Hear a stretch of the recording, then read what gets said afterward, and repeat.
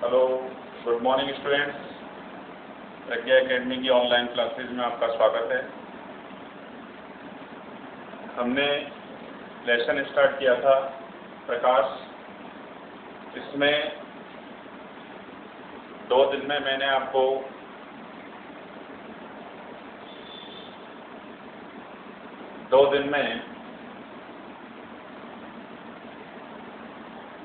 जो टॉपिक हमने पढ़े हैं एक बार मैं उनका आपको रिवाइज कर रहा हूँ। तो इसमें हमने देखो शुरुआत में पढ़ा था कि वस्तु हमें किस प्रकार दिखाई देती है। उसके बाद गैर प्रकृति सिद्धांत, क्वांटम यांत्रिकी का तरंग फोटोन सिद्धांत, तरंग पैकेट सिद्धांत। उसके बाद हमने इसमें पढ़ा है आपका परावर्तन। परावर्तन आपको मैंने 2 प्रकार का बताया, नियमित परावर्तन और विस्तृत परावर्तन। इसके बाद हमने इसमें पढ़े परावर्तन के नियम। परावर्तन के वही 2 नियम हमने आपको बताए। पहले नियम में आपको बताया कि आपतित प्रकाश किरण, परावर्तित प्रकाश किरण और अविलंब तीनों कहाँ होते हैं, एक ही तल में होते हैं। और दूसरा नियम आपको बताया था कि आपतित प्रकाश किरण अविलंब के साथ जितना कोण बनाती है, परावर्तित प्रकाश किरण भी अविलंब के साथ उतना ही कोण बनाती है।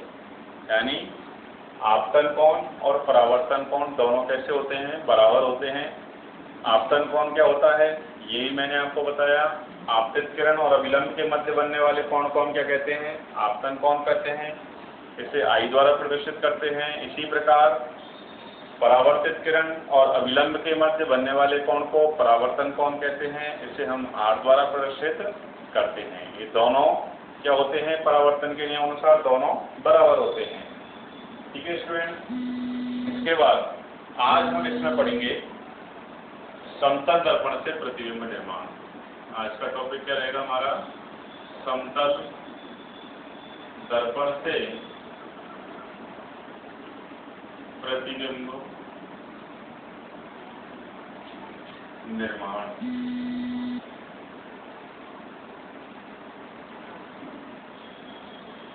समतल दर्पण से जो प्रतिबिंब बनता है उस प्रतिबिंब की क्या क्या विशेषताएं हैं। समतल दर्पण आपने देखा होगा, समतल दर्पण नहीं देखा है तो मैं आपको याद दिलाना चाहूंगा कि समतल दर्पण आपने सबने देख रखा है, रोज देखते हैं घरों में। जो चेहरा देखने के लिए जो दर्पण हम उपयोग में लेते हैं उससे हम क्या कहते हैं, समतल दर्पण कहते हैं। वो समतल दर्पण, ठीक है।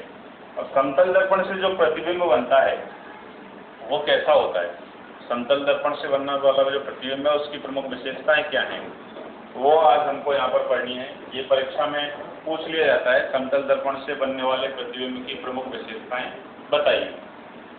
तो देखिए स्टूडेंट, सबसे पहली जो विशेषता है समतल दर्पण से बनने वाले प्रतिबिंब की, साथ के साथ आप लिखते भी जाएंगे।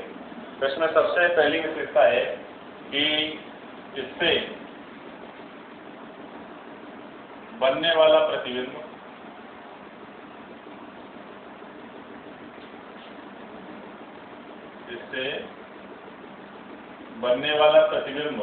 सदैव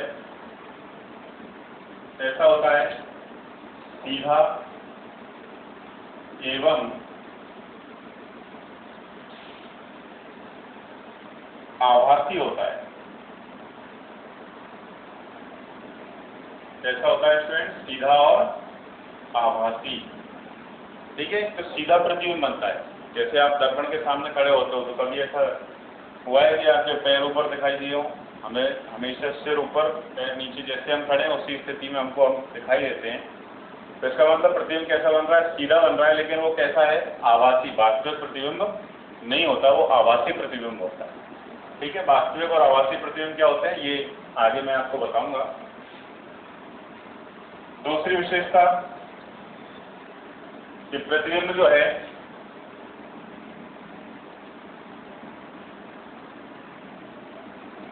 वस्तु के बराबर बनता है। यानी जितने आकार की वस्तु है उसी आकार का क्या बनता है, प्रतिबिंब बनता है। ठीक है। ना तो ये छोटा करता है प्रतिबिंब को और ना ही बड़ा करके दिखाता है। जितने आकार की वस्तु होती है उसी आकार में हमें प्रतिबिंब को ये दिखाता है। तो इसलिए हम क्या लिखते हैं कि प्रतिबिंब कैसा बनता है, वस्तु के बराबर बनता है। तीसरी विशेषता है इसमें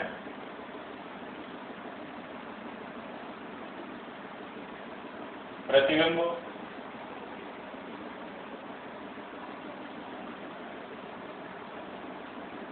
दर्पण के पीछे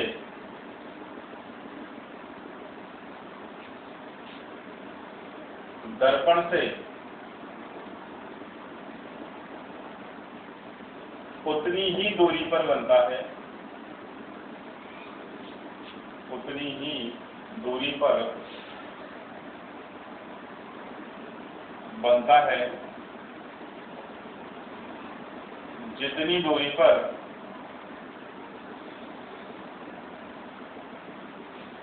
वस्तु को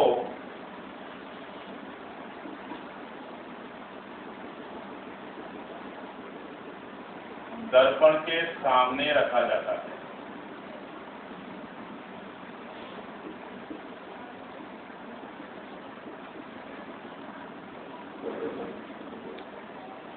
ठीक है, यानी दर्पण के पीछे प्रतिबिंब जो है वो दर्पण के पीछे, पीछे का मतलब ऐसा नहीं है बैक साइड जाके हमें देखना है, नहीं, दर्पण के पीछे। तो आगे पीछे की स्थिति भी मैं अभी आपको बताऊंगा।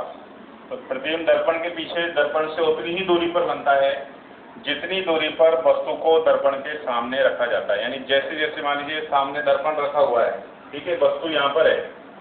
अब वस्तु को जैसे जैसे अपन दर्पण के पास लाएंगे, प्रतिबिंब कहाँ हटता जाएगा, पीछे हटता जाएगा। तो ये आगे पीछे की स्थिति है, यानी फिर जैसे जैसे वस्तु को आगे लाएंगे प्रतिबिंब पीछे हटता जाता है। ठीक है, ये अपन घर पे भी आप देख सकते हो, आप दर्पण के सामने करके। और चौथी सबसे महत्वपूर्ण विशेषता है कि समतल दर्पण से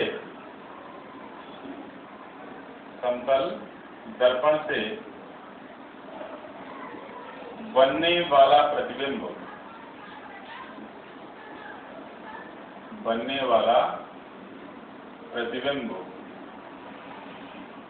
पार्श्व परावर्तन प्रदर्शित करता है।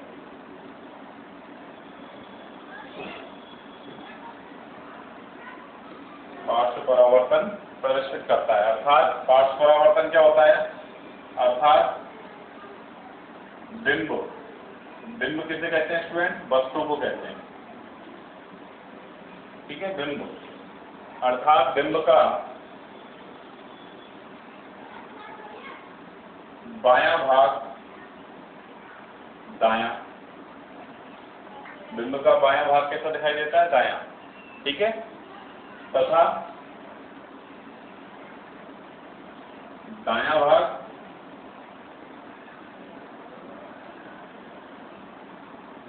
बायां दिखाई देता है।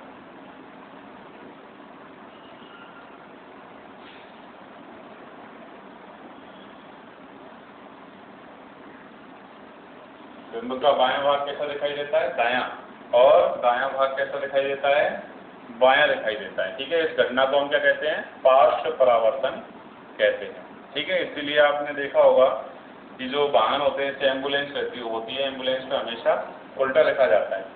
ठीक है, क्यों, क्योंकि जब वो आगे जो भी साधन चल रहा है, ठीक है, वो जब पीछे देखेगा तो उसमें जब एम्बुलेंस उसको दिखाई देगा तो वो कैसा दिखाई देगा, सीधा दिखाई देगा, क्योंकि जो दर्पण है वो क्या करते हैं, पार्श्व परावर्तन की घटना होती है उनमें, इसलिए उसमें उल्टा लिखा जाता है इस चीज। ठीक है, तो इसी घटना को हम क्या कहते हैं, पार्श्व परावर्तन कहते हैं। ठीक है, हम भी अगर दर्पण के सामने खड़े होंगे तो हमें हमारा बायां भाग दायां, दायां भाग बायां प्रतीत होता है उसमें। तो इस घटना को हम क्या कहते हैं, पार्श्व परावर्तन कहते हैं। तो स्टूडेंट्स, ये चार जो हैं समतल दर्पण से बनने वाले प्रतिबिंब की प्रमुख विशेषताएं हैं। इसमें सबसे पहली विशेषता, एक बार फिर मैं रिवाइज कर रहा हूँ आपको, इसमें सबसे पहली विशेषता है कि समतल दर्पण से बनने वाला जो प्रतिबिंब है वो सदैव कैसा होता है, सीधा और आभासी होता है। दूसरी विशेषता क्या है कि समतल दर्पण से बनने वाला जो प्रतिबिंब है वो हमेशा वस्तु के बराबर बनता है, यानी ये प्रतिबिंब को ना तो छोटा करता है और ना ही बड़ा करता है। जितने आकार की वस्तु है उसी आकार में हमें प्रतिबिंब दिखाई देता है। ठीक है, तीसरी विशेषता है इसमें कि प्रतिबिंब दर्पण के पीछे दर्पण से उतनी ही दूरी पर बनता है जितनी दूरी पर वस्तु को दर्पण के सामने रखा जाता है। और चौथी विशेषता है, सबसे महत्वपूर्ण है, इसको अलग से भी जो है परीक्षा में ये प्रश्न पूछ लिया जाता है, पार्श्व परावर्तन या पार्श्व परिवर्तन क्या होता है। तो अलग से भी 2 नंबर का परीक्षा में ये प्रश्न पूछ लिया जाता है। ठीक है, तो समतल दर्पण से बनने वाला प्रतिबिंब जो है वो पार्श्व परावर्तन या पार्श्व परिवर्तन प्रदर्शित करता है, अर्थात बिंब का बायां भाग दायां और दायां भाग बायां दिखाई देता है। तो ये आपकी क्या हो गई, समतल दर्पण से बनने वाले प्रतिबिंब की प्रमुख विशेषताएं। ठीक है स्टूडेंट्स, आपने ये नोट भी कर ली होंगी। अब नेक्स्ट जो टॉपिक अपन इसमें लेते हैं वो है आपका गोलीय दर्पण।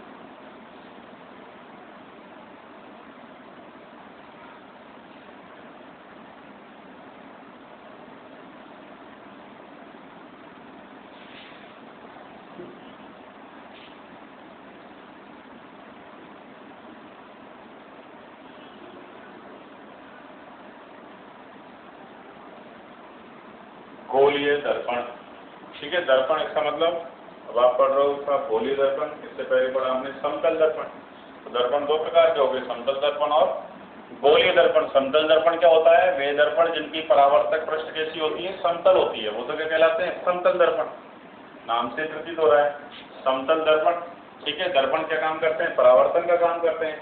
ठीक है, इसलिए हमने क्या बोल दिया कि वे दर्पण जिनकी परावर्तक पृष्ठ समतल है तो वो तो कहलाते हैं समतल दर्पण। इसके विपरीत ऐसे दर्पण जिनकी परावर्तक पृष्ठ कैसी हो, गोलीय हो, परावर्तक पृष्ठ क्या हो, गोलीय, तो ऐसे दर्पणों को हम क्या कहेंगे, गोलीय दर्पण कहते हैं। क्या कहते हैं, गोलीय दर्पण। गोलीय दर्पण जो होते हैं, सबसे पहली चीज अपन को जो ध्यान में रखनी है कि गोलीय दर्पण जो है ये कांच के खोखले गोले का, जैसे मान लीजिए कांच का एक खोखला गोला लिया हमने, तो उस कांच के खोखले गोले का एक कटा हुआ भाग होते हैं। ठीक है, यानी इस भाग को जैसे मान लीजिए हमने काट लिया है, कांच के खोखले गोले के इस भाग को हमने एक पृष्ठ को यहाँ से काट लिया। ठीक है, अब ये कटा हुआ भाग हमने अलग कर लिया, ये कटा हुआ भाग हमने क्या कर लिया स्टूडेंट्स, अलग कर लिया। ठीक है, ये कटा हुआ भाग अलग हो गया। अब इस कटे हुए भाग के देखिए 2 पृष्ठ होते हैं, एक पृष्ठ तो ये बाहर की तरफ है।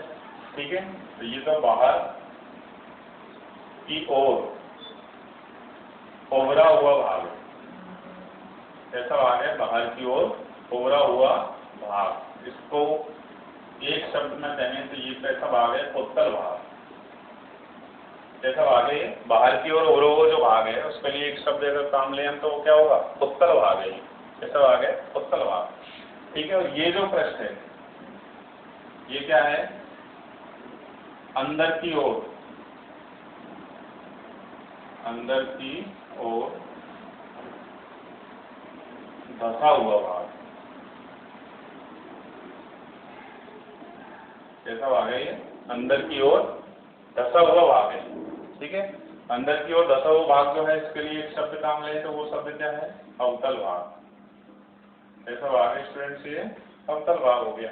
ठीक है, ये बाहर की ओर उभरा हुआ भाग है, इसे बोलते हैं उत्तल भाग। ये अंदर की ओर धंसा हुआ भाग है, इसे क्या बोलते हैं, अवतल भाग। ठीक है, अब इसी आधार पर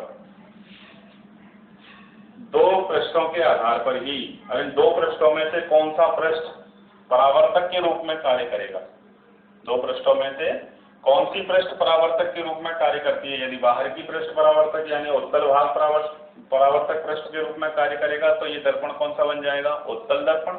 और यदि अंदर की ओर धंसा हुआ भाग यानी अवतल भाग परावर्तक पृष्ठ के रूप में कार्य करेगा तो ये कौन सा दर्पण बन जाएगा, अवतल दर्पण बन जाता है।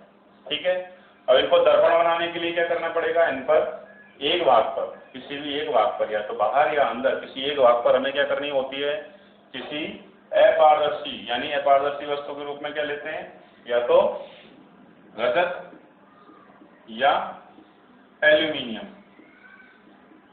ठीक है, रजत या एल्यूमिनियम की क्या करनी होती है, पहले पॉलिश करनी होती है, उनका लेप करना होता है। ठीक है, उनकी पॉलिश करने के बाद फिर उस पर क्या करते हैं, रंग की पॉलिश भी कर देते हैं, लाल पीला नीला कोई भी रंग की पॉलिश उस पर की जाती है। तो इस तरह से हम क्या तैयार करते हैं, दर्पण तैयार करते हैं। ठीक है, अब इनको परिभाषित कैसे करेंगे और ये किस प्रकार परावर्तक पृष्ठ के रूप में कार्य करते हैं, तो इनकी परिभाषा हम यहाँ पर लिखेंगे। सबसे पहले तो आप किसकी परिभाषा लिखेंगे स्टूडेंट्स, सबसे पहले आप लिखेंगे गोलीय दर्पण की परिभाषा, साथ के साथ आप लिखते जाएंगे। गोलीय दर्पण क्या होता है? वे दर्पण जिनकी परावर्तक पृष्ठ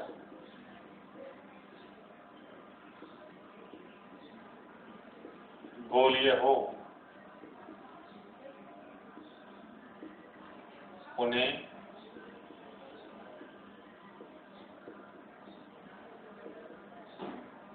गोलीय दर्पण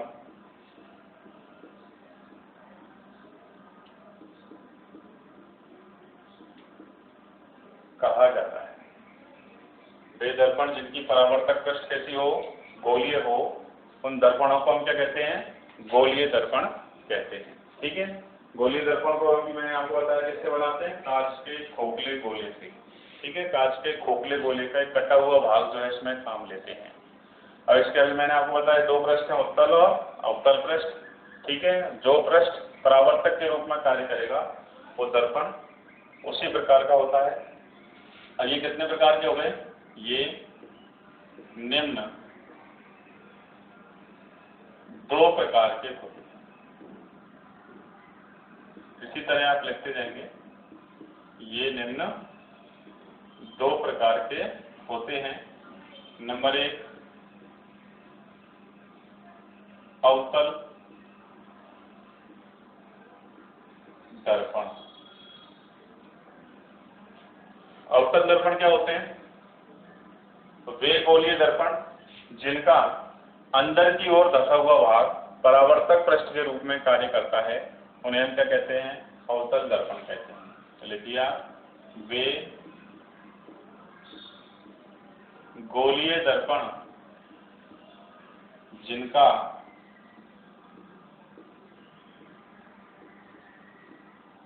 अंदर की ओर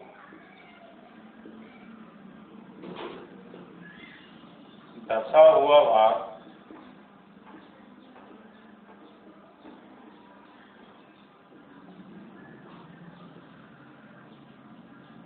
परावर्तक पृष्ठ के रूप में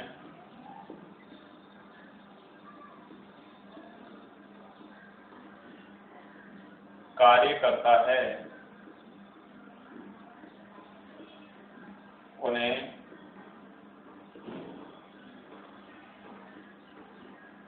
अवतल दर्पण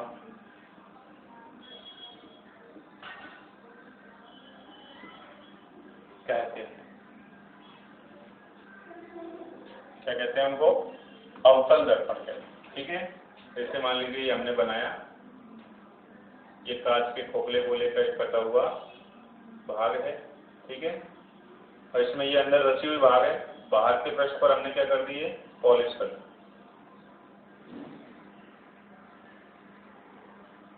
ये पृष्ठ कौन सी हो गई? आपकी परावर्तक पृष्ठ हो गई। ये क्या हो गई? आपकी परावर्तक पृष्ठ हो गई। ठीक है, अब अंदर की ओर धसी हुई जो भाग है वो परावर्तक पृष्ठ के रूप में यहाँ कार्य कर रहा है, इसलिए कौन सा हो गया? अवतल दर्पण हो गया। कौन सा हो गया? ये अवतल दर्पण हो गया। इसके बाद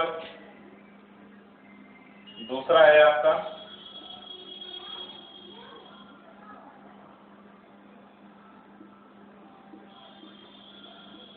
उत्तल दर्पण। ये क्या होता है उत्तल दर्पण? तो वे गोलीय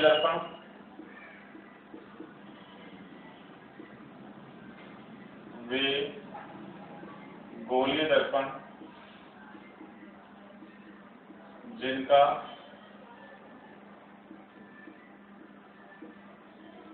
बाहर की ओर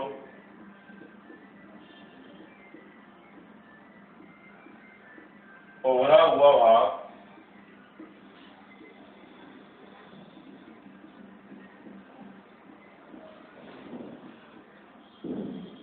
परावर्तक पृष्ठ के रूप में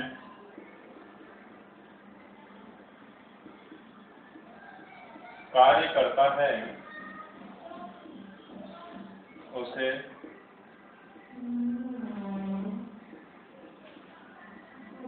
उत्तल दर्पण कहते हैं। जैसे मान लीजिए ये हमने बनाया, ठीक है, और इसमें ये अंदर धसा हुआ, ये बाहर की ओर होगा। अंदर धसे हुए भाग पर हमने क्या कर दी है, पॉलिश कर दी।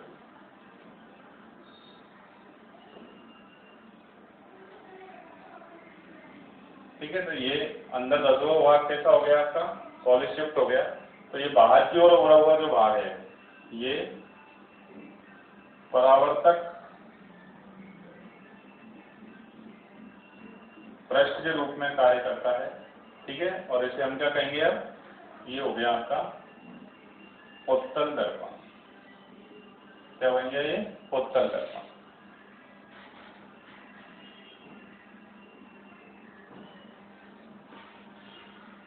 ठीक है स्टूडेंट्स, तो ये आपके गोलीय दर्पण दो प्रकार के हो गए, अवतल और उत्तल। अवतल के होते हैं जिनका अंदर की ओर धसा हुआ भाग परावर्तक पृष्ठ के रूप में कार्य करता है, उन्हें अवतल दर्पण कहते हैं। और जिनका अंदर की ओर बाहर की ओर उभरा हुआ भाग परावर्तक पृष्ठ के रूप में कार्य करता है, उसे उत्तल दर्पण कहते हैं। ठीक है, इनको अन्य नामों से भी जाना जाता है, जैसे अवतल दर्पण जो है इसे अभिसारी दर्पण भी कहा जाता है, और उत्तल दर्पण को अपसारी दर्पण भी कहा जाता है। ये क्यों कहा जाता है, ये हम नेक्स्ट क्लास में देखेंगे। आप इनको नोट डाउन करेंगे अपनी नोटबुक में, फेयर बुक में, और इनको अच्छे ढंग से याद करेंगे। ठीक है, कभी भी हम आपका टेस्ट ऑर्गेनाइज कर सकते हैं, तो इसलिए ढंग से आप इनको साथ में साथ पढ़ते जाइए। आज के लिए इतना ही, थैंक्स।